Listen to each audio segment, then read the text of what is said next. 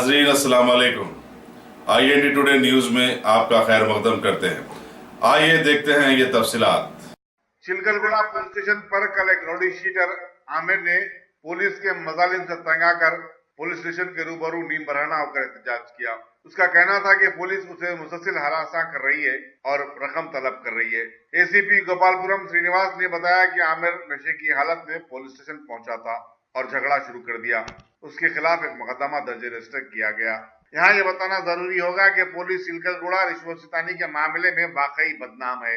गुज़िश्ता 2 माह के दौरान यहाँ तैनात 2 सब इंस्पेक्टरों को मुअत्तल किया जा चुका है।